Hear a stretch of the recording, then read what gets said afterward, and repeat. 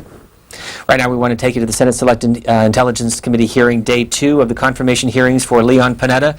Dianne Feinstein, Democrat of California, just gavelled in the hearing, which will continue through the course of the morning. Have a good day. Everybody has had ample chance to ask their questions, and I'd like to ask that all questions, for the record, be submitted in writing by 5 o'clock this afternoon so we can get them over the weekend to Mr. Panetta for his responses. Before the questioning begins, I'd like to offer the nominee the chance to make any statements up front or add or clarify any statements that he made yesterday. It's not necessary, Mr. Panetta, but if you'd like to, this is an opportunity. What I would prefer is just to proceed with the questions, and Fine. as we proceed, then Fine. I can make any appropriate clarifications. Fine. And I ask unanimous consent that the record for the hearing be held open for additional materials regarding the nomination without objection. And I will turn to Senator Chambliss. Thank you very much, Madam Chairman, and I apologize to the witness earlier for hopefully not being responsible for him having to be back here today, but obviously with what was going on the floor yesterday, I just got caught twixt in between. First of all, Ms. Panetta, thank you for your willingness to come back in public service. You and I had a lot of contact during your days in the Clinton administration, and you served us well, and we appreciate your willingness to come back. And I want to start off by asking about the interrogation process, and particularly about what has transpired over the last several years since September the 11th. There appears to be some indication from some folks on the Hill that they're not only interested in going back and reviewing what's happened in the past, but even potentially moving towards prosecution of individuals who carried out interrogations in a way that we may not be interrogating folks going forward, even though there appeared to be legal justification for those interrogations. And these individuals obviously will be your employees or your contract employees as DCI. So I'd like your comments on what your thoughts are relative to that issue. Senator, thank you for the question, and as I indicated yesterday, my view is that whether you agree or disagree with the opinions that were issued by the Attorney General with regards to interrogation methods, that the employees at the CIA were operating pursuant to those opinions. And I think as long as you operate based on the legal opinions that are provided by the Justice Department, by the Attorney General to guide you in those interrogations, that frankly you ought not to be prosecuted. You ought not to be investigated. You did your job pursuant to the law as it was defined by that administration. And for that reason, certainly as director of the CIA, it isn't my intent to go to the past. I think we've got to move forward to try to deal with the challenges we face from here on out. Obviously, I can't imagine anything of more detriment to the morale of the brave men and women that carry out the job of the CIA if, in fact, the opposite to what you just alluded to was true or was to take place. One of the criticisms of you, and you and I talked about this in my office, is the fact that you don't have the experience that maybe some other DCIs have had in the past. And as we talk through what experience you do have there, obviously as Chief of Staff to the White House, you indicated you had the benefit of the PDBs, and you also sat in on national security meetings. During that time when you were Chief of Staff, there were 2 NIEs that were issued relative to terrorist threats to the United States. One in 1995, I guess before you were Chief of Staff, then one in 1997.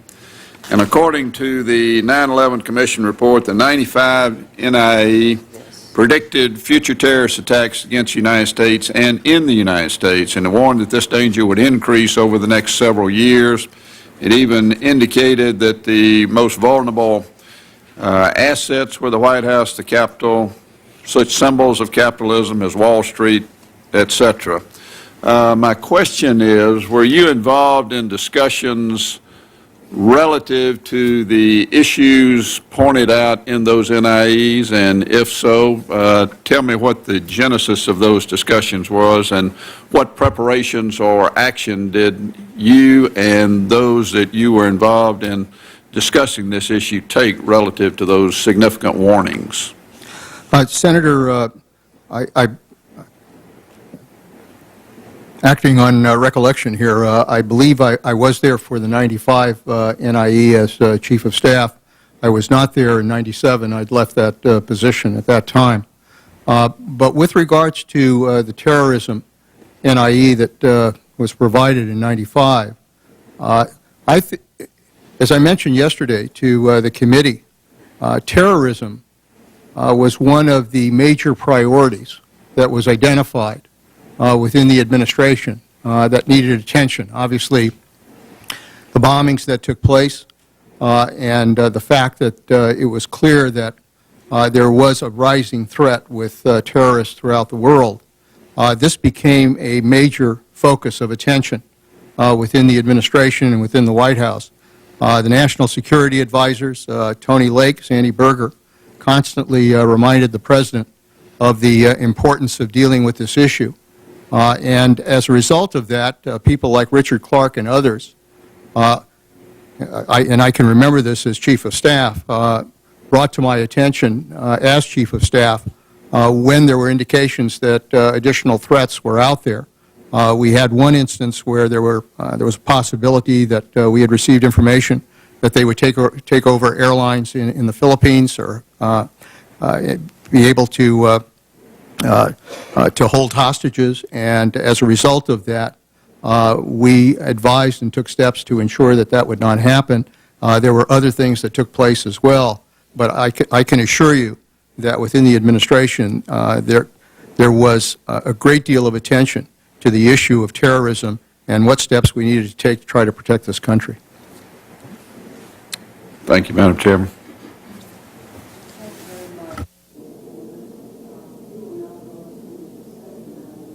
Thank you. A second round of questions. I wanted to ask you a question about covert action. The CIA conducts covert actions under clear authorities and with clear oversight, and that's all laid out in the National Security Act. Each covert action must be authorized by a written finding signed by the President, and significant undertakings are governed by what we call MONs, or Memoranda of Understandings. The intelligence committees must be notified, and there are quarterly updates to the committees. We're going to have one shortly. The Department of Defense has separate authorities under Title 10 for clandestine operations, for military source operations. That's what they call it, in quotes, military source operations. Now, these often are almost identical to covert operations, but under a different guise. So you have one entity doing this, and you have another entity doing this. Do you believe the CIA should be consulted on these defense activities?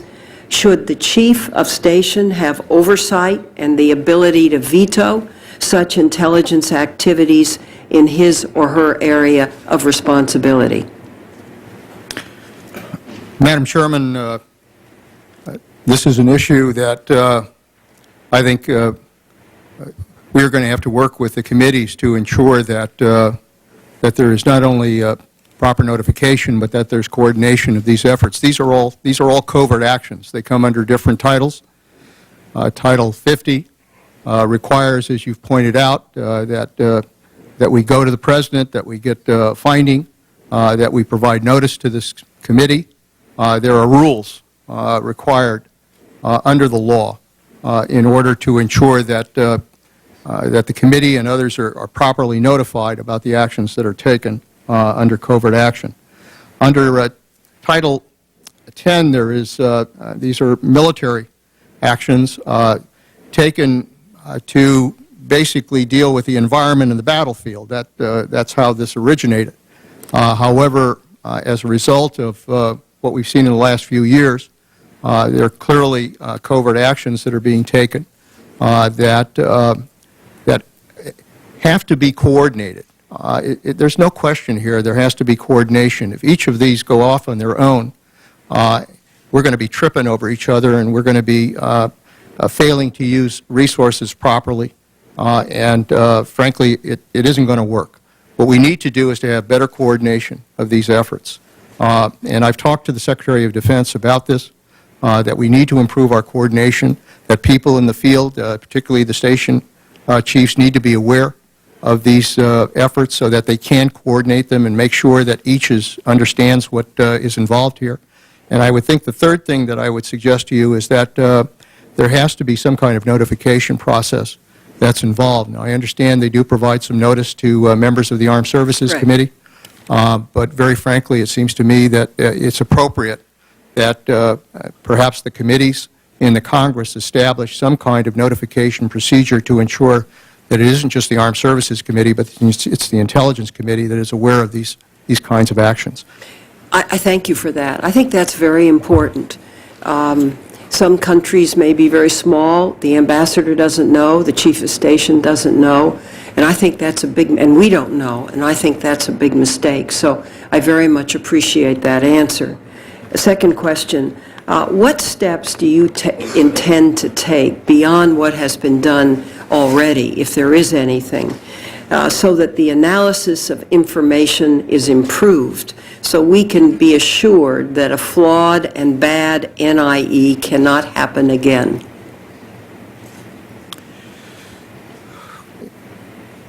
It's really important to have analysts who are trained, who are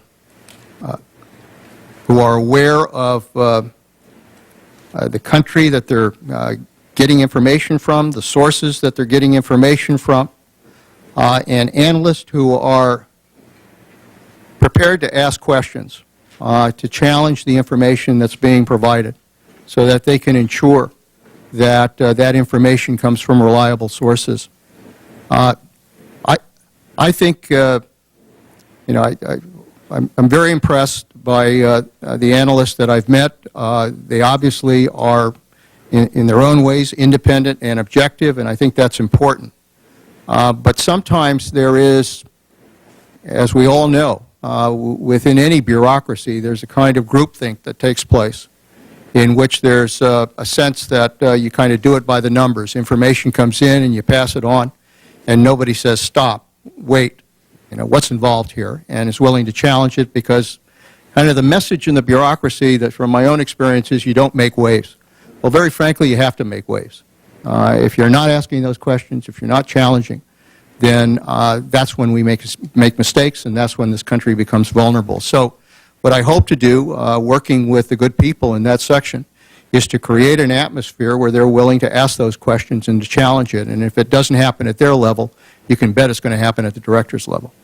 Well, I just want to say that my prime mission, and one of the reasons I was interested in the chairmanship of this committee, is to see that it never happens again. I know I cast a vote that I have to live with for the rest of my life based on that Iraq NIE, and I think about it every single day. And so I will plague your house to see that we have in place everything we can to see that intelligence is good, and never again is a Secretary of State put out before the world based on a CIA speech that is dead wrong. Agree with that. Thank you. Good questions. Good. Mr. Vice Chairman? Thank you, Madam Chair, and again, thank you, Mr. Panetta, for bringing your considerable background, experience, and abilities to this position. I appreciated your answers to Senator Feinstein's 2 questions, and I agree with those. But yesterday you made a statement with which I believe everyone on this committee agrees. And you said, quote, "We can protect this country, we can get the information we need, we can provide security for the American people, and we can abide by the law," unquote. That was the position of your predecessors in the previous administration, and that's what I've been aware of ever since I've served on this oversight panel, and I'm very pleased, as we all are, that you'll continue if confirmed. But I need to pick up where you left off yesterday, because I'm still not sure I completely understand your follow-up to one of your responses to the chair during the first round of questions yesterday and several others, in which you stated that the United States has sent individuals to other nations, quote, for torture, close quote. That implies deliberate intent of U.S. officials to send individuals to other countries for the purpose of being tortured. That's a serious allegation, and one which should not be made lightly or without evidence. Now, if that's ever happened, it's news to me. Former Secretary of State Rice made clear on a number of occasions what the Bush administration policy was on renditions. For example, December 5, 2005, quote, "The United States does not transport and has not transported detainees from one country to another for the purpose of interrogation using torture. The United States has not transported anyone and will not transport anyone to a country when we believe he will be tortured. Where appropriate, the United States seeks assurances that transferred persons will not be tortured," unquote. Now, if you're saying that she was wrong and this was done, then I would expect your first order of business as director of the CIA to round up your people that did this and turn them over with a crimes report to the Justice Department for prosecution. For I, for one, don't believe this has happened. So you said yesterday that you have not even been briefed into these programs. So I'm not sure how you can make such a statement. So my question is, what evidence are you basing this assertion on? Or would you like to retract that statement? Thank you for the question, Senator, because I think there is some clarification required here, because renditions are one of these areas where the press has identified extraordinary renditions. Nobody quite has defined exactly what that means. Everybody has a certain reaction to what that is involved, and then there are obviously other kinds of renditions. Let me describe what I think are the three types of renditions that we need to discuss. One is the rendition that takes place where individuals have been delivered to black sites and questioned there. And under the executive order that the President provided, because it requires that we eliminate black sites, that kind of rendition will not take place, because black sites will no longer exist. There is a second kind of rendition where individuals are turned over to a country for purposes of questioning. And it is my understanding that, and I want to clear up the record on this, that there were efforts by the CIA to seek and to receive assurances that those individuals would not be mistreated, and that they did receive those assurances.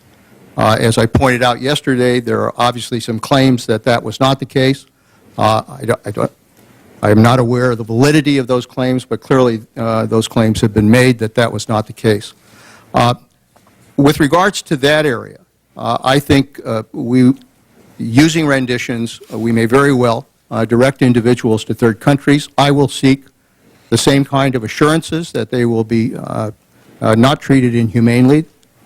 I intend to use the State Department to assure that those assurances are, in fact, implemented and stood by those countries. In addition to that, I would point out that under the executive order, we are to look at those kinds of transfers and how that takes place to ensure that those kinds of assurances are received and that those countries stand by those assurances. And I would point out there's a third area of renditions, which involves transferring individuals to countries for purposes of legal action. And in those instances, I think those are appropriate tools of rendition, and hopefully we would continue to use those. But to follow up on that, I don't believe I was clear on your answer. You stated yesterday that we transported people for the purpose of torture. Now, nothing you've said tells me that you have any solid information for that. Do you have any information? So would you retract that statement? Senator, on that particular quote that that people were transferred for purposes of torture. That was not the policy of the United States. It was clearly to transfer people for purposes of questioning and receiving assurances that that would not take place. So to that extent, yes, I would retract that statement. All right, because that's a serious assertion. Maybe media, liberal blogs, but having made that statement, you, not a private citizen, but as a nominee for this very important position, cannot be making statements or making judgments based on rumors or news stories. And that was one of the elements that was at the base of our misinformation and the bad intelligence we got. So I would ask you to assure this committee that you will not make rash judgments based on hearsay. You will demand that the agency make statements only based on hard facts and rule out political bias, determine the truth, and then deliver your best judgment to us and the President, and to where appropriate to the media. Do I have your assurance? Senator, you have my assurance that I intend to do that. My approach is going to be to seek the truth and do everything possible to seek the truth, and I will in turn provide that kind of information to this committee. Thank you, Mr. Panetta. Thank you, Madam Chair.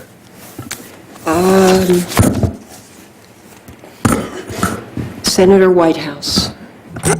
Thank you, Madam Chair. Two questions at this point, Mr. Panetta. The first, there's been some discussion about the rule of law and how it applies to interrogations that were conducted by the CIA. One of the hazards, as we all know, of the rule of law is it's not always easy. Read this. It's not always convenient, and it's not always conducive to everybody's good morale. It's But very interesting. it is, in my view, a very high principle. Very well done. In this case, the rule of law includes things like Then defenses that follow from, say, advice of counsel or the absence of scienter. Those are defenses that have their own legal limitations to them. You don't give up on a racketeering prosecution against a mobster just because he has a mob lawyer who's handed him a document saying, this is a legitimate business proposition. Advice of counsel has its limits. Waiver by estoppel is a doctrine that prevents a government agency that has licensed conduct from then sanctioning the conduct that it has itself licensed. That, as a doctrine of law, also has its own limitations. However all this works itself out,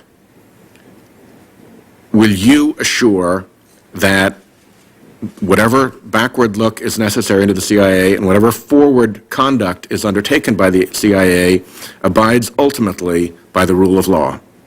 Yes, I think, as I said yesterday, as the son of immigrants who came to this country, the one thing that they always said was one of the reasons they came to this country was because of the rule of law.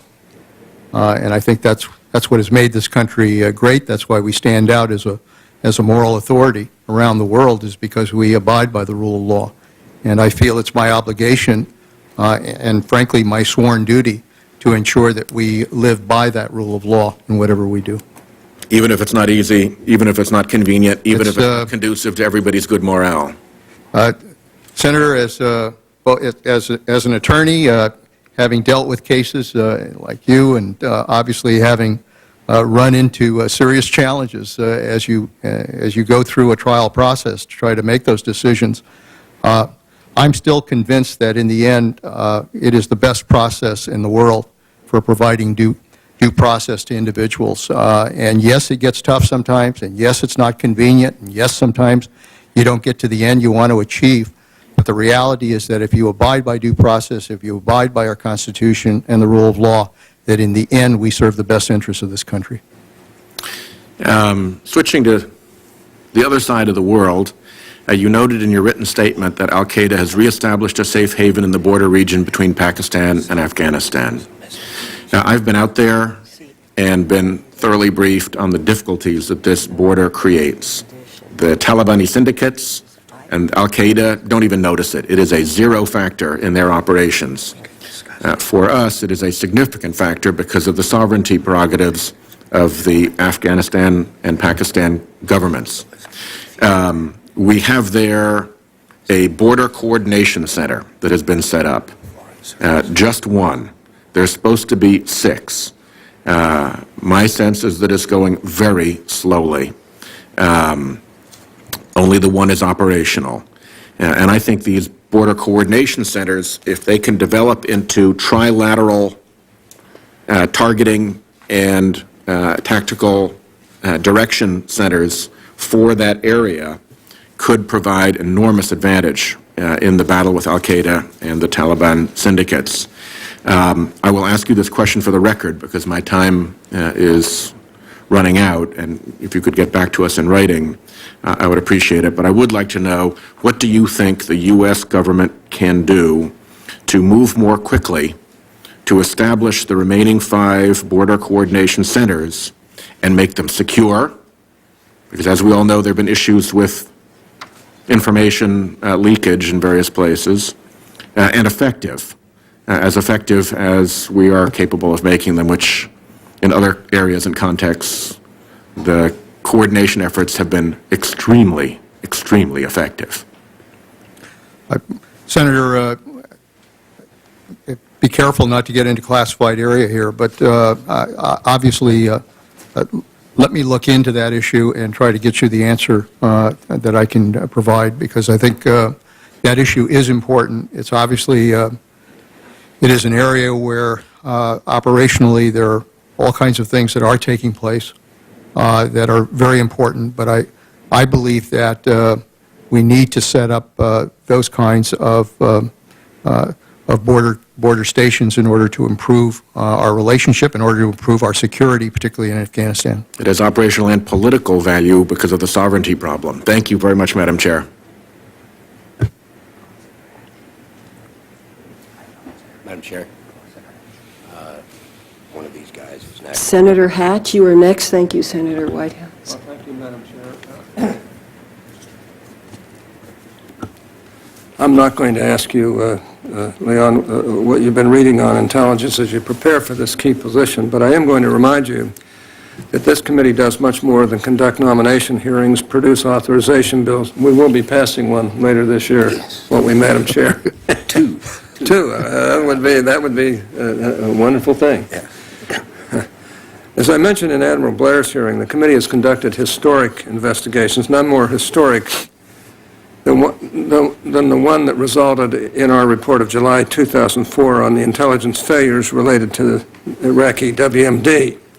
And yes, I'm blowing the committee's horn, but yes, this intelligence failure was spectacular. And I cannot imagine anyone taking any responsible position in the IC without understanding it in detail. Have you read that report yet? I have not read the full report. You need to read it. I think it's important to you. Do you think it's important? Absolutely. Okay. Now, this may be unfair at this time, but let me ask it anyway. What, in your opinion, were the causes of the intelligence failure regarding the Iraqi WMD, and do you believe this could occur again, and why not? Well, obviously, this committee did a full study into the issue and provided that report. I've looked at some of the summaries that were involved there, and there are several problem areas that developed. Obviously, one was that we did not have sufficient sources of information within that country to be able to verify that there were, in fact, weapons of mass destruction. And so a lot of this is the result of not having adequate resources, not having adequate assets within the country to help verify that kind of information. Secondly, we relied on sources that were questionable in terms of saying that it was present. The questionability of those sources was not really brought to the attention of the people that should have known that. And thirdly, I think there was a kind of groupthink in which everybody basically assumed that those weapons were there, that Saddam Hussein had used those weapons, and therefore he must have them at the present time. And frankly, his behavior conveyed the impression that somehow he continued to maintain them. And I think it's a result of all of that produced the NIE that said essentially that he had all of these weapons of mass destruction. It is a great learning lesson as to how you should not do intelligence. The problem is that sometimes when policymakers are trying to make decisions and move to a certain conclusion, that people who are involved in intelligence will try to respond to what policymakers want to hear rather than the truth. That's and I fine. think that's what took place. Well, the DNI is specifically a named participant. The CIA director is not specifically named as a member of the review team created by executive order that will consider the status of Guantanamo Bay detainees. Now, do you expect to play either personally or through personnel of the CIA any role in the disposition of these detainees? And let me just add a couple other questions to that. If criminal trials are initiated either in the federal district courts or in U.S. military courts, what issues are there and what procedures should apply to take into account the need of the CIA to protect its sources and methods? This is an important question. And finally, what criteria do you believe should be used to determine whether a detainee is tried, held indefinitely, pursuant to a procedure other than trial, or returned to another country or released? Sorry to add all those questions, but I think they all fit together. Thank you, Senator. Obviously, there is established under the executive order a review process to go through the very questions that you've raised and to determine which individuals can be brought to trial, which ones ought to be transferred to other countries, and which ones ought to be held indefinitely. The reality is that as director of the CIA, I think I'll have to play a role because there is information involved here that involves our assets, that involves individuals and sources that were involved in the arrest of many of these individuals. And so I hope to participate in that process, to provide that kind of information. Obviously, if there are situations where the information would reveal important sources or information that could jeopardize lives, then it would seem to me that the Attorney General and others who are going to make the final decisions need to be aware of that, because that could impact on whether or not these individuals are tried. There are going to be a group of individuals that I think all of us recognize will not be able to be tried for those reasons and probably ought not to be transferred because they remain dangerous. And it is that situation that I think we probably all need to focus on, because if we are going to maintain those individuals and keep them in prison, the reality is we probably ought to establish at least some kind of reporting mechanism with the federal courts to ensure that there is at least some mechanism to make the courts aware of why we are continuing to hold these individuals. Well, thank you. Thank you, Madam Chair. Thank you very much, Senator Hatch. We are joined by Senator Nelson. As you know, Mr. Panetta, he is one of the crossover members between armed services and intelligence, and we're delighted to have him. This is his first round, so if you require a little bit more time, just say so. Senator Nelson. Well, if I took any more time, it would certainly upset Senator Rockefeller, who You don't want to do that. who likes to cut me off. But I'm accustomed to operating within those constraints. I just want to say that as your name came up and the fact that first questions arose, does Leon have any experience in this area? And my response, and I think most of our responses, is that anybody who has been chief of staff in the White House is capable of handling any position in the government of the United States. And that, especially since you have had the wisdom, as you announced yesterday, to keep a real professional like Steve Kappas as the deputy. I think it's a great team. One area that has not been covered is that there was some question in the past as to whether or not a message was sent of questioning or intimidation of the Inspector General of the CIA for that IG to do the aggressive job that an IG ought to do. We've seen that in some other agencies in the last 8 years. And I'd like for you, just for the record, to say how you're going to handle your Inspector General. Well, I'm a believer in Inspector Generals. I was in the Congress when the Inspector General law was passed. I really do believe you have to maintain a person who's independent, who can investigate matters within the various departments and agencies. And I believe that having an IG at the CIA is extremely important for those very reasons. From my point of view, I expect the IG to perform independently, to be objective, to do the investigations that have to be done, and to arrive at those conclusions without any interference from the director or people within the agency. You need to have independent judgments that are made by the IG, and if I'm confirmed, that will be the case with regards to my IG. Just in conclusion, Madam Chairman, I just want to say that the privilege that I've had on this committee and traveling on a good part of the globe and meeting the young people that are going into the CIA, I am mightily impressed. And as the Director-designate indicated yesterday, that so much of the success of his agency will be in human intelligence. And these young people that we have on the ground all over the globe are just exceptional. So I am very optimistic. Thank you, Madam Chairman. Thank you very much, Senator Nelson. Senator Rockefeller?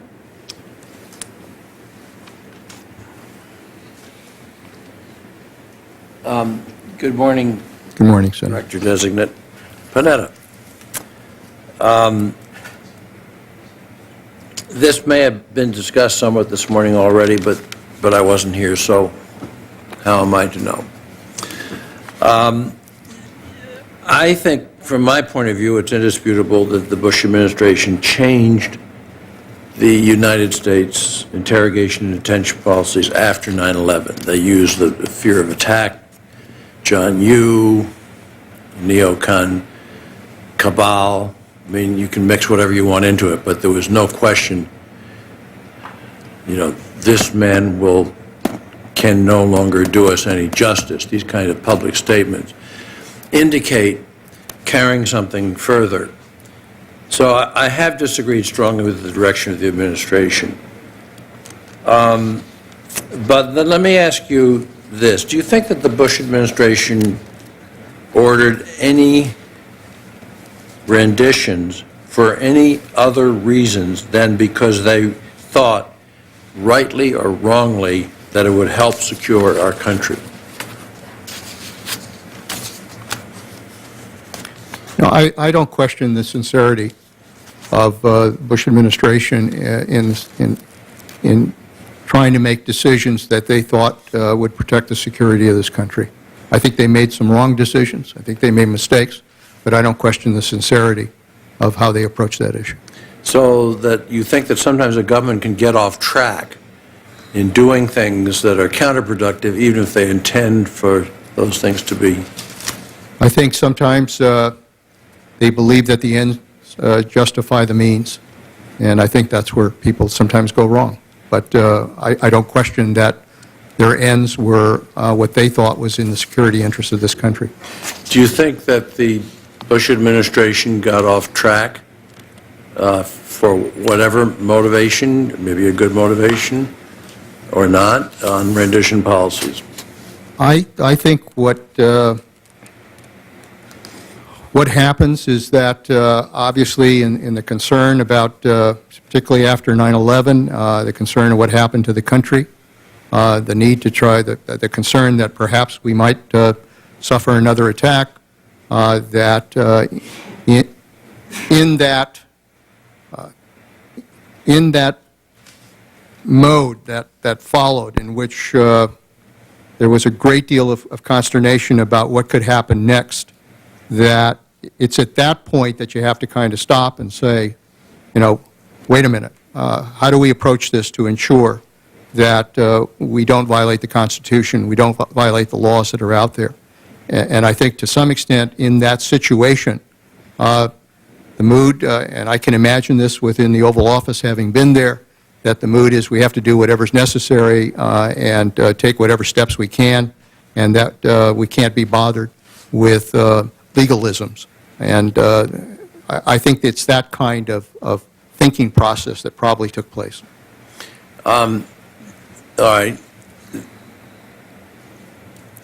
Let's go on. You got more than 1 billion Muslims in the world, and President Obama has spoken about that.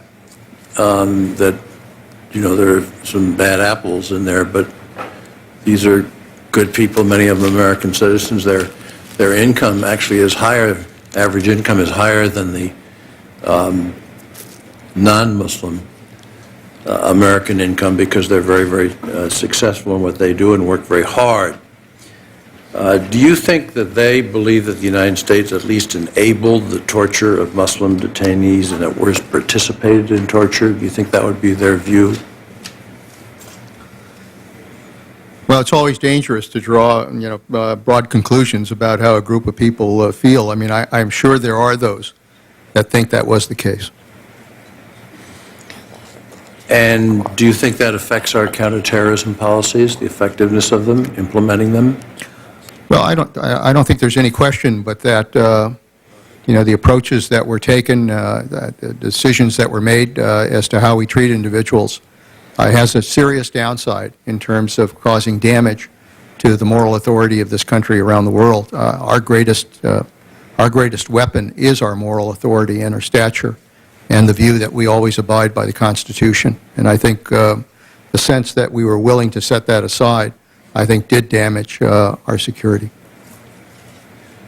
Madam Chairman, I'll just finish with a statement.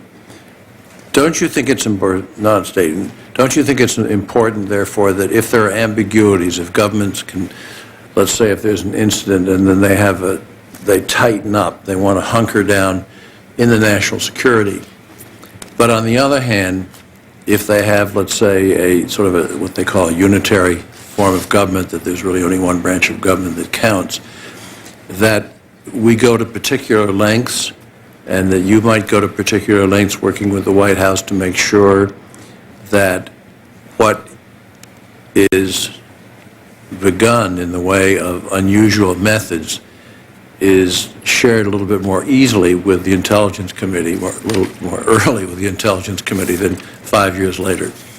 I think the best way to ensure that those kinds of mistakes are not made is to rely on the process, our democratic process, and that involves within the White House and within the administration people who are willing to stand up and speak what they believe, that they're willing to say, wait a minute, a serious mistake is being made here. I mean, and that's not easy. I've been there. I know what it's like. People like to tell the president what he likes to hear.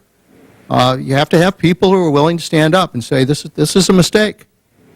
And frankly, if they feel strongly enough about it, they ought to quit to make that point. In addition to that, the other part of it is the ability to speak to members of this committee who have a lot of experience, who have a lot of dedication to what this country is all about, and to have your input in that process. I mean, it makes a difference if, if the vice chairman or the chairman go to the President of the United States and say, wait a minute, we've just been notified about this. This is wrong. It makes a president stop and think about what's going to happen. Those are the checks and balances in the democratic process. And when you avoid those checks and balances, that's when we get in trouble. And notification is at the heart of that. Absolutely. I thank the chair and I thank the chairman for patience. Thank you very much. We'll begin another round. Mr. Panetta, sometime in late... I'm sorry. This is, but Senator Hatch has already asked Yeah, questions. right, Thank so you. we'll just go around again, if that's all right. Yeah, sometime in late 2006, I had a call from Al Gore, who asked me if I would take a look at a program. The program was Medea, and I said I would, and I had a meeting in February of 2007. I received the classified and the unclassified documents. I looked at them. And what I found was that a program had been instituted where a very distinguished scientific panel was put together, and certain assets were used to map climate change. And as I looked at some of the mapping that was done, I found it to be very precise and very interesting because it had a national security nexus. And it became a kind of ongoing compendium of what was happening in the world. Now, it has had people that are not enthusiastic about it, to be very candid, within the agency. We put it back into the intelligence budget, and I'd like to ask that you take a good look at both the classified and unclassified documents and hopefully support this program to its fullest. Nothing can track climate change quite like the CIA's assets can. And if you do this over a period of years, even decades, I think we're going to get very, very useful and life-saving information from it. So I am a big supporter of it. Madam Chairman, the former Vice President gave me a call on this very, very issue and indicated his concern having put this in place. And I know that you have exercised leadership on this issue to try to maintain that program.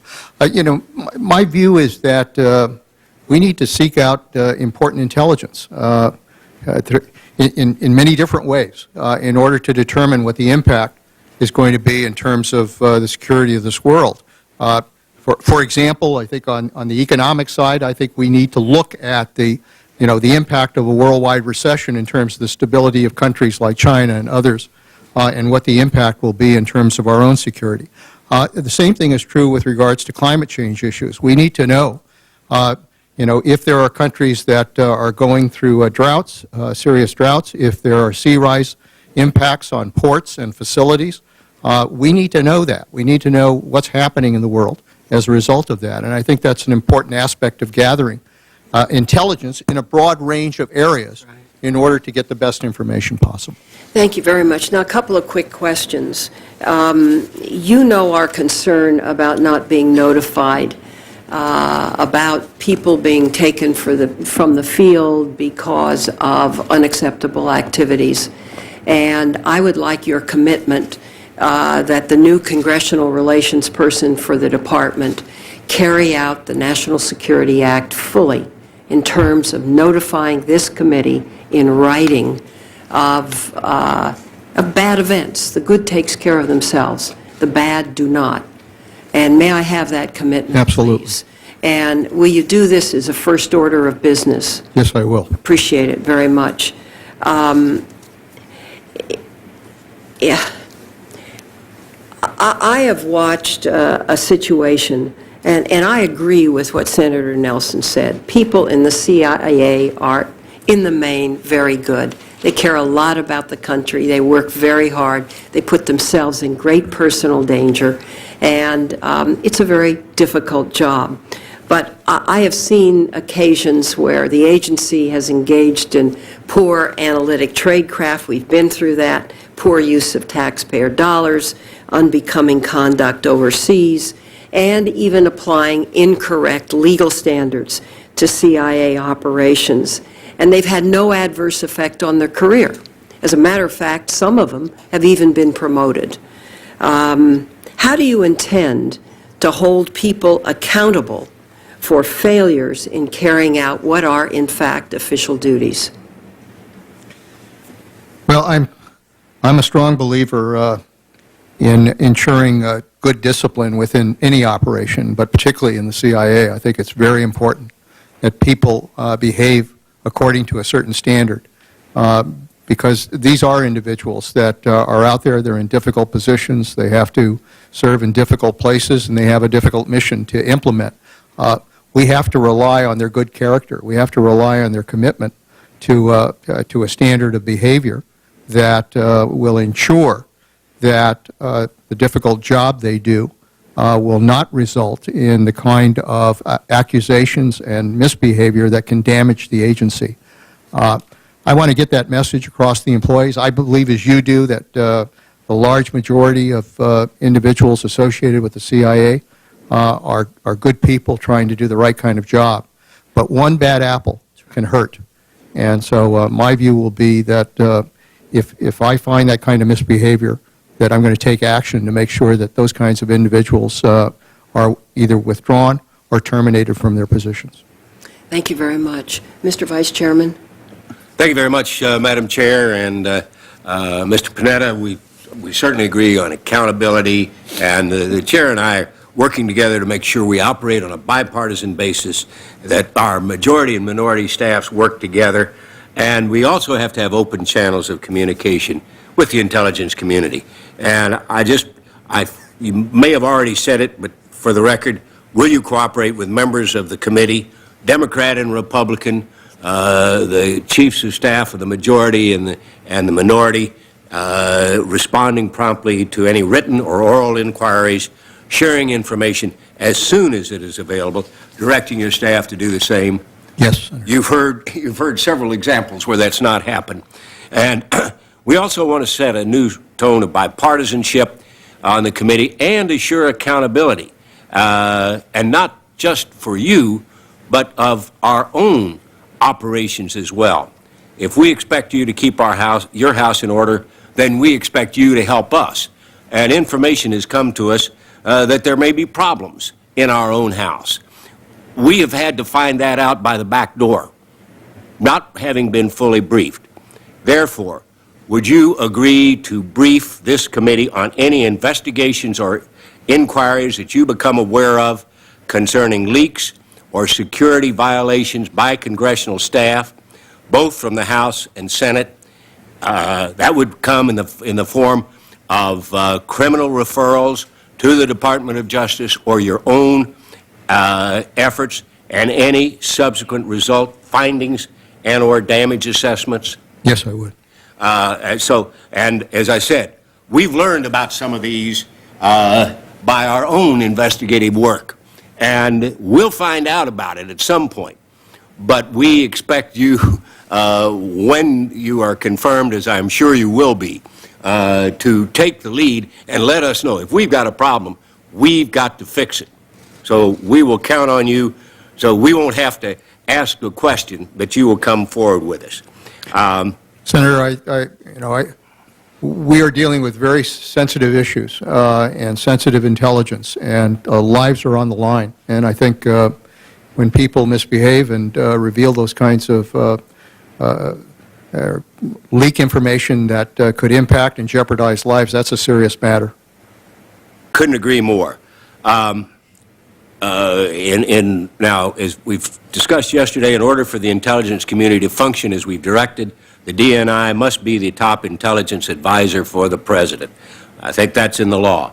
And will you ensure that any personal or professional relationship you may have with the White House takes a back seat, and the DNI, Director Blair, is the President's intelligence advisor? Senator, I know it's not going to be easy. No. That's what I want you to try. You know what? I've spent my share of time in the Oval Office. That's not a big deal for me. Okay. I'm fully prepared to allow the DNI to do that, and when the President wants me to be there, I'll be there. Further clarification on a question you answered yesterday about the use of contractors. Given the fact that high-value detainees are very infrequently questioned, and that experienced interrogators in such sensitive matters may not be on the CIA payroll, and you will have to inform yourself fully of that if you've not. You mentioned yesterday the lack of language skill. Do you believe there should be a complete ban on using properly trained contractors under full CIA supervision for this purpose? No, I wouldn't support a complete ban because there are going to be instances where you may have to get a certain language ability or certain capability that isn't in-house. And if you've got to question somebody, you're going to have to get somebody who has that capability. Yeah, under the strong supervision of the CIA. That's correct. On the detainees, Senators Roberts and Brownback and I have introduced legislation requiring Congress to be notified 90 days before any action is taken to close Guantanamo Bay and transfer detainees to the United States, with a comprehensive study addressing the feasibility of closing Gitmo, including the legal ramifications of transferring detainees to the United States. Do you agree that Congress should be notified and provided with a full plan in advance of action taken to close Guantanamo and dispose of these detainees? Yeah, obviously, there is this review process that's going on, and I would think that it would be very important to notify Congress as to what conclusions are arrived at and be able to seek your guidance and counsel in that process. Madam Chair, I have another line of questioning that's going to go rather long, so I will, well, I've already gone over my time anyhow. I will All right. wait till the next round. All right. Thank you. Thank you, Senator. Senator Hatch? Well, thank you, Madam Chair. I just want you to know that I feel very deeply your importance, and I respect your willingness to serve. After all these years you've been back here, after all the pain you went through in the past in the Oval Office, as well as probably even worse up here in the Congress. But I appreciate you, I always have, and I'm proud to support you. But let me just ask you just one or two more questions. Correct me if I'm wrong on this, but if I recall, you've indicated that the CIA and intelligence community may have a role with regard to globalization issues. What do you mean by that? Well, you're talking about the economic area. I just think that what we're seeing happen as a result of this economic recession that's impacting across the world, that we just need to be aware of what the implications of that are in terms of the stability of the world. I mean, the best example of that, obviously, is China, and what could happen if they fall below a certain growth level, and what kind of stability problems might develop as a result of that. I just think we need to have the capacity to be able to gather that kind of intelligence and make sure that policymakers are aware of what You consider that part of what the CIA's role is in obtaining intelligence, obtaining secrets that some say stealing secrets. It's all of that. I really didn't want to say that, but there's something to it. Just one last question. In your responses to the committee's pre-hearing questions, you stated that the CIA director can achieve sufficient independence from political considerations by ensuring that there's a system in place to produce clear, objective, unbiased, timely, and complete analysis responsive to the President's needs. Now, do you believe that the CIA has not been producing clear, objective, and unbiased analysis? And I just want what you feel, because you could go either way on that, and frankly, I'd probably go one way more than another. And in your opinion, what safeguards would be included in the system you described? Senator, obviously, I guess we all have to draw our own conclusions about what happened with regards to how intelligence was presented to the President of the United States, and whether or not it was intelligence that the President and others wanted to hear, or whether it really revealed the truth. Having been in the Oval Office, I understand that if you walk into the Oval Office, you're dealing with the President of the United States. The tendency is not to confront the President, but hopefully to try to tell the President what he likes to hear, because you don't want to offend him. You're in the Oval Office. It has an intimidating impact on people that walk into that office. I've seen that happen. But at the same time, I think the President is badly served if he does not have individuals, not only within the White House staff, but in agencies like the CIA, that are not willing to walk into the Oval Office and tell him the bad news. Tell him what he may not want to hear. That's the role of having a CIA present the very best intelligence that has to be presented to the president, and it may often conflict with what the president wants to do. It may often conflict with what policymakers may want to do. It may often conflict with what the Joint Chiefs of Staff want to do.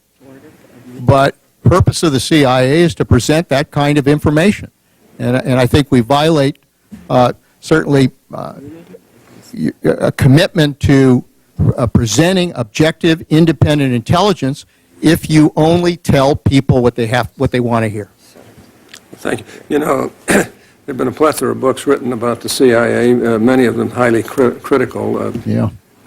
some of which I agree with, and a lot of which I think is overstated. But this is a very complex, important position. And my caution to you is you have tremendous academic credentials, you have great administrative credentials, good congressional credentials, but you haven't had a lot of experience in this area. It's a very complex, very difficult area, as we all know. But if anybody can handle it, I personally believe you can.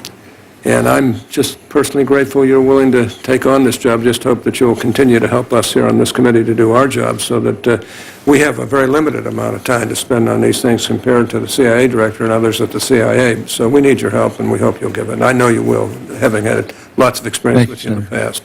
Thank you for your service. Appreciate it. Thanks, Madam Chair. Thank you very much, Senator Hatch. We are joined by the Chairman of the Armed Services Committee, also the second crossover member of this committee, and I'd like to recognize him. Senator, take the time that you need because you missed a couple of rounds. Thank you so much, Madam Chairman. Welcome again, Mr. Panetta.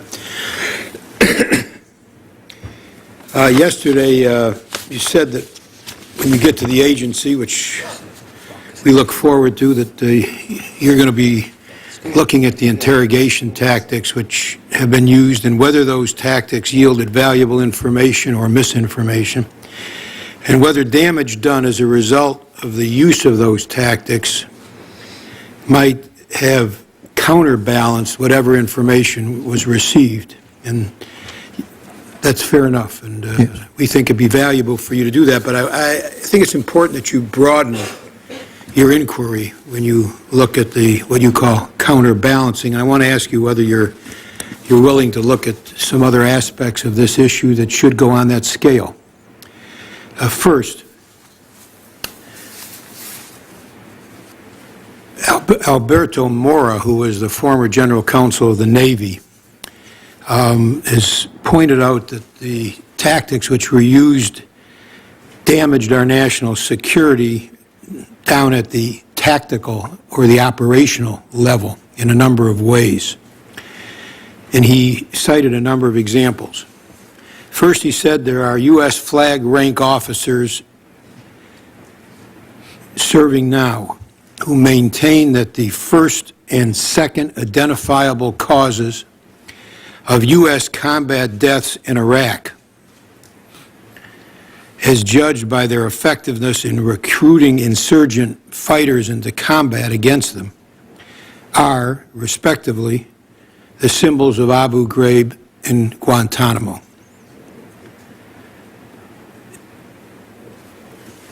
Now, so we have flag officers who are commanders who are saying that those symbols are the major cause of U.S. combat deaths because they help to recruit people to come to war and to attack us.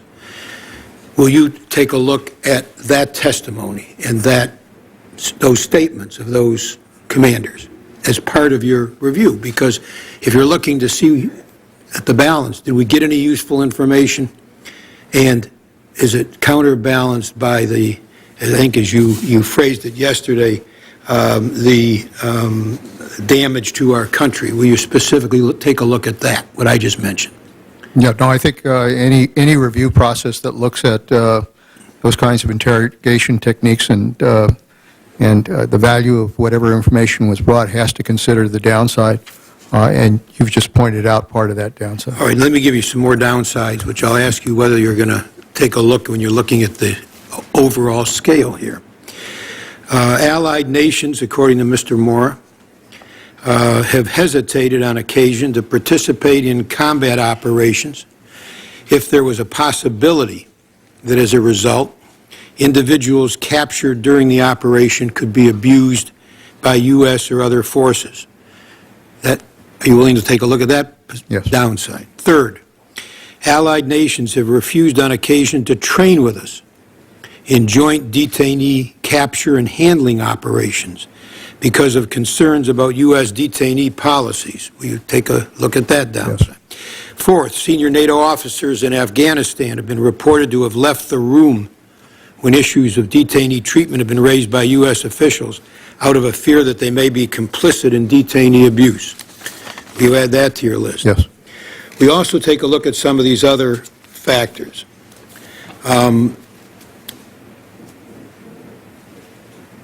When I visited our troops in Afghanistan, I spoke to one of our senior intelligence officers who told me that treating detainees harshly is an impediment. It's actually a roadblock, to use that officer's word, to getting useful intelligence from them. Now, this can happen in a number of ways. One of the ways this can happen, and there's testimony to this effect that we had at our hearings on torture at the Armed Services Committee. One of the reasons this can happen is that you actually can increase the resistance on the part of a detainee to cooperate.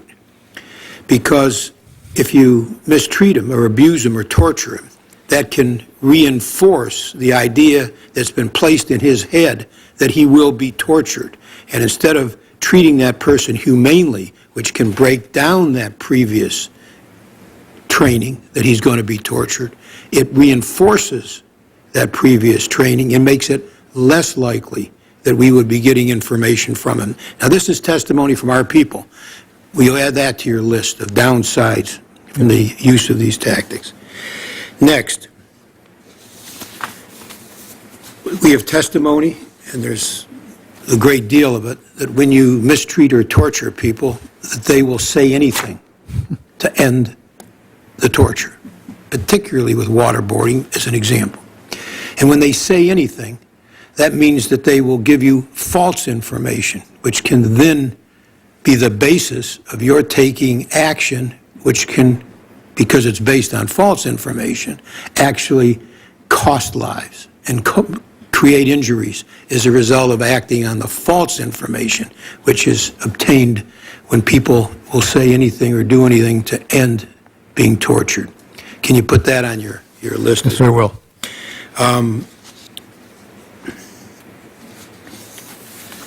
By the way, we have examples of that, or maybe examples. I got to be careful here. We don't know why a man named Al Libby gave us false information. We're not sure of that, but we do know he gave us false information, saying that firsthand information that the Iraqis had trained al-Qaeda in the use of poison gases. That was used as one of the major reasons. The linkage is alleged between Iraq and the people who attacked us for our going to war. False information, part of the reasons used for going to war. So that becomes, and again, I'm not saying, and I don't know that that was the result of torture, but we do know it was false information, and that torture produces false information. So I welcome what you're going to do. I think it's important, your review of the use of the techniques and the tactics, and to see whether or not the information which may have been produced by the use of abusive tactics counterbalance the downsides, as you just put it. But I think it's important that you broaden this view. You can look at broadening on both sides of the equation. If there's anything on the upside, I don't know of it, but if there is any, throw that on the balance as well. But sometimes it's much too narrow a view taken of the downsides of torture. We hear a lot, and properly so, about what we stand for as a country and how we are injured when that perception of us is changed to a negative perception, how it makes it more difficult to win allies in the war on terror when we are perceived as engaging in inhumane treatment ourselves. And those are important points, and I've made them many times. But specifically here, because you're going to get into this area when you're confirmed, I think it's important that you take a look at the vast number of downsides to our security and how we are harmed and how these abusive practices cost us lives. The argument is made they can save lives. Take a look at that, see if it's valid, but take a look at all of these downsides which exist. And one further one, just the other day, when the prosecution of somebody had to be dropped because we had engaged in abusive tactics against that person,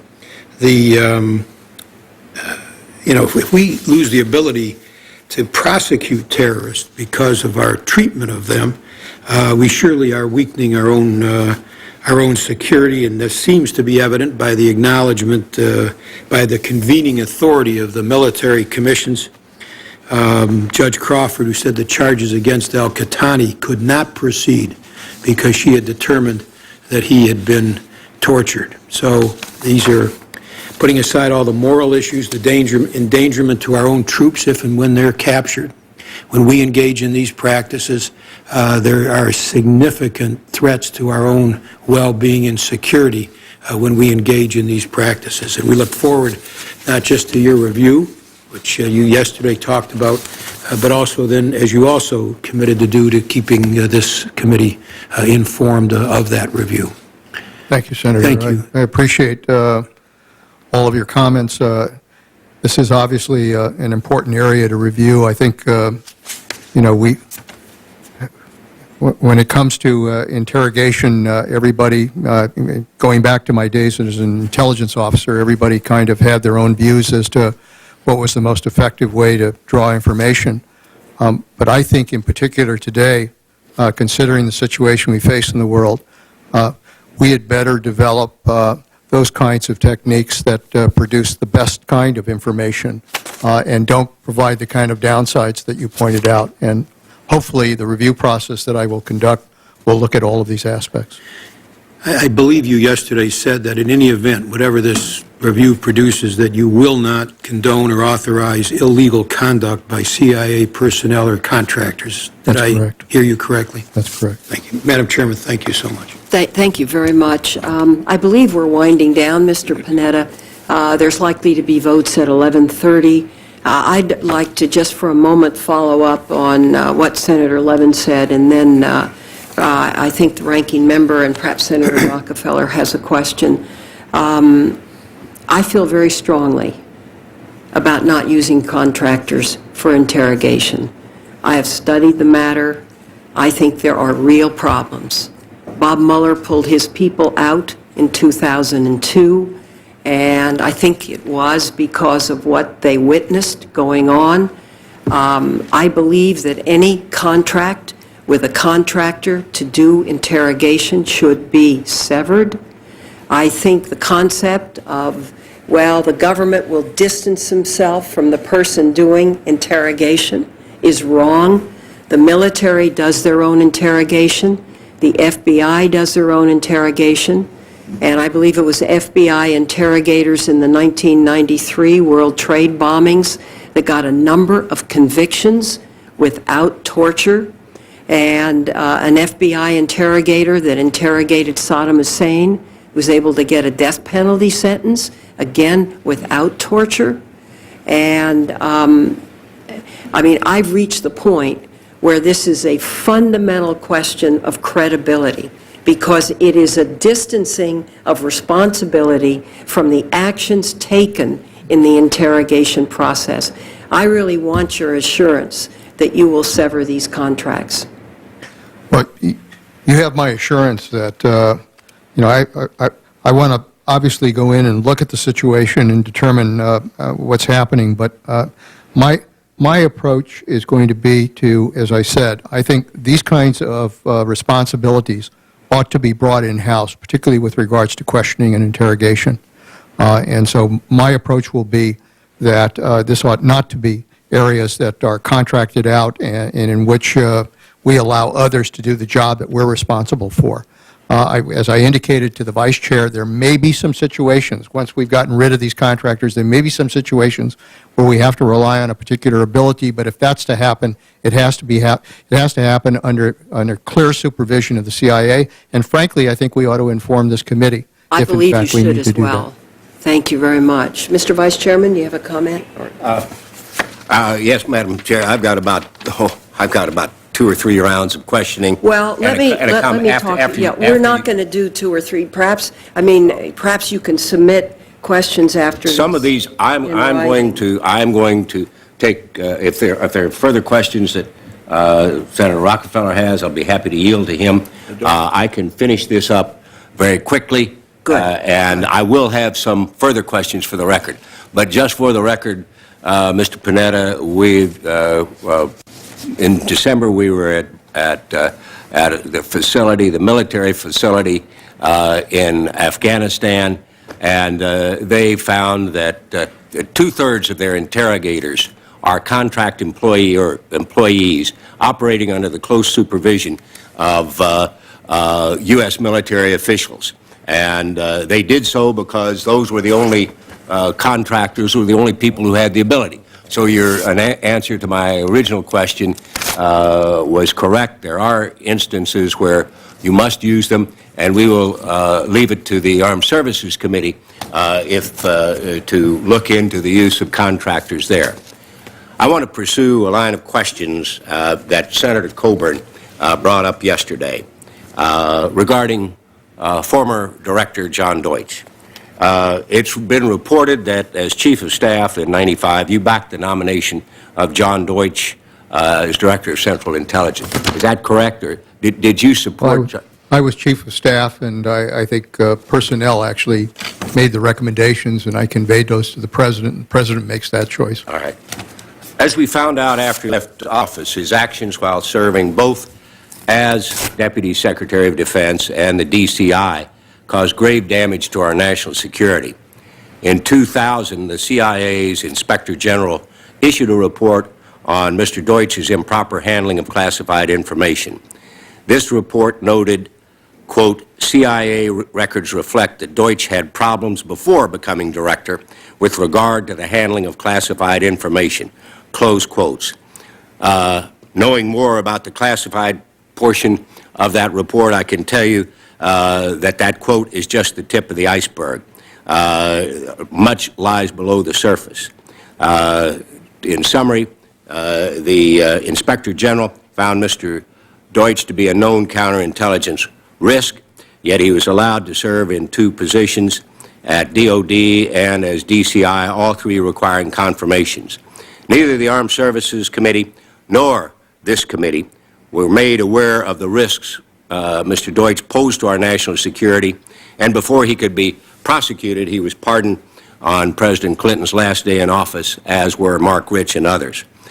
Can you tell me why, during the time you were Chief of Staff, if you had information on this, neither this committee nor the Senate Armed Services Committee were informed that Mr. Deutsch posed a counterintelligence risk that would have disqualified him from a position with access to our most sensitive information? Senator, I can assure you that as Chief of Staff, I was not aware of any of that information. With that potential security risks, would you think he would be an effective director of the agency? Well, as I said at the time, I was certainly not aware of any of that information. He did do his job over at the Department of Defense, and you know, as far as we knew, he had all of the capabilities to go in as director of the CIA. Obviously, the things you pointed out that have taken place after that occurred, looking back on it, it raises legitimate concerns. Did you at any time support or advocate a pardon for Mr. Deutsch? No. Do you think, well, I will ask you to review the IG reports and see whether he should be holding a security clearance. Right.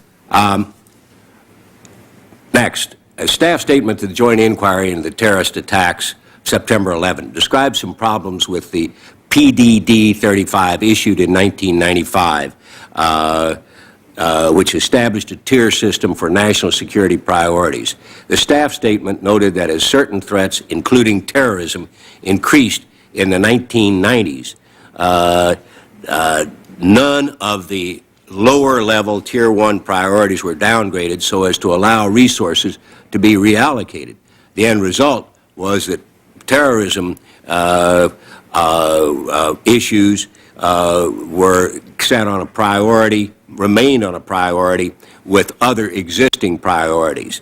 Did you have any role in the issuance of PDD 35? No, I did not. Were you aware of its existence when you were Chief of Staff? I don't recollect that, Senator. And you don't recall whether you were briefed on that? No. PDD 35. One of the primary criticisms of the pre-9/11 world is that terrorism was treated primarily as a law enforcement matter, where much of the focus was on arresting and prosecuting terrorists. Do you now believe that terrorism is a law enforcement matter? I believe it's a national security matter, and I think that those walls have come down, and they should come down in terms of dealing with this threat. All right. The recent executive order ensuring lawful interrogations currently allows no flexibility for interrogating terrorists using techniques outside the Army field manual. Have you been briefed by General Hayden on his view that interrogation techniques listed in the Army field manual or in other media are not and will not be effective in obtaining critical information from well-informed, hardened, and bright HVTs who have access to a description of these techniques? I have not, but again, there is a review process that's built into that executive order that I am going to be a part of that will look at those kinds of enhanced techniques to determine how effective they were or weren't and whether any appropriate revisions need to be made as a result of that. I would hope you would, and I would ask you, do you believe the President has the authority to expand upon and supplement this order for the use of lawful techniques, similar to but different from the EITs that are authorized in the Army Field Manual? As I pointed out yesterday, Article 2 provides a great deal of power to the President of the United States, but I believe that whatever power he can exert under Article 2 still is limited by the laws passed by the Congress. I don't, and by treaties and the by Constitution. Treaties and by other. And I think we're all in agreement with that. But I would ask you, to pay very careful attention to that and report back on your findings. All right. And I will submit several other questions based on general operations, and I would ask finally, do you think Congress should legislate in the area of interrogation techniques, or is this something that must be handled by the executive with full briefing, using the Article 2 authority, carrying out the full briefing required by the Intelligence Committee? I would hope that the preferred way to do that is to be able to have the executive branch implement the approaches, but with full consultation with the members of this committee so that Congress is fully aware of what approaches are being used and should be used. We would expect a full briefing, and we appreciate very much your answers.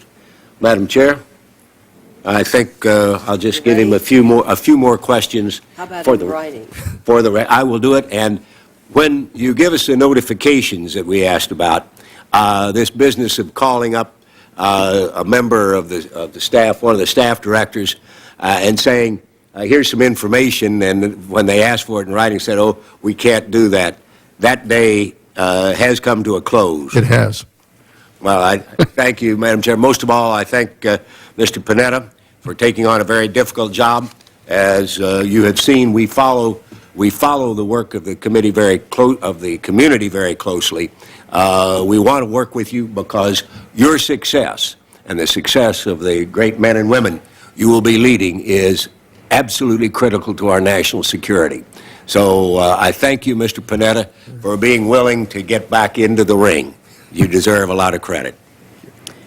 I also would like to thank you. Look forward to your service. We will keep the record open.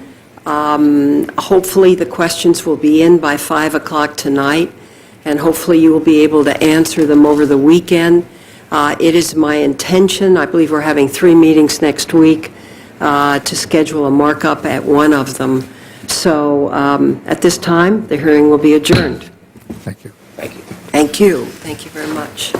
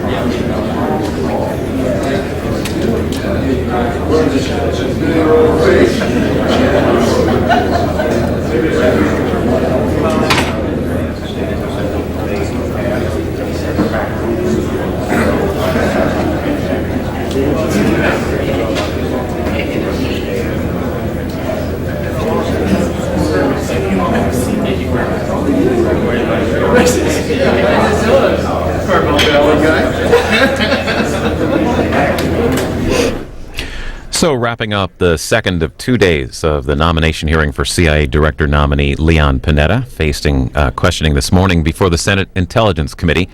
The committee at some point will schedule a vote on the nomination and then a full Senate vote. As they clear the room here this morning, unemployment numbers are out. The Associated Press reporting the jobless rate has jumped to 7